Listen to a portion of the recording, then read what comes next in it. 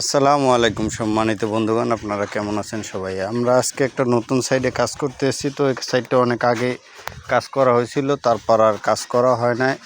বিগত 2 বছর পর আবার কাজ শুরু করছে। তো উনি বলছে প্যারাফিট গাঁথনি ছাদের উপরে, ভবিষ্যতে ছাদ করবে নাকি তার কোনো স্টেশন নাই, কিন্তু বর্তমানে ছাদের প্যারাফিট প্রায় 3 থেকে 3.5 ফুট উঠাবে, যাতে তার বাচ্চারা আছে কোনো প্রকার অসুবিধা না হয়।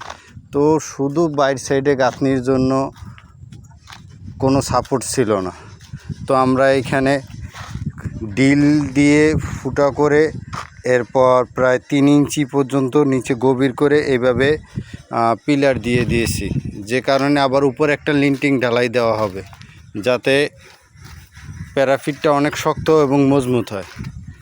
আপনারা দেখতে পাচ্ছেন এই পিলারগুলো আমরা দিয়েছি, 3টা করে রড দিয়েছি, এর বেশি প্রয়োজন নাই। গোড়ায় ঢালাই দিয়ে দিয়েছি আজকে। পরবর্তীতে এটা সেন্টারিং করে দোনো পাশ গাঁথনি করে 2 পাশে চাপা কলম দিয়ে সুন্দর মতো ঢালাই দিয়ে দেওয়া হবে।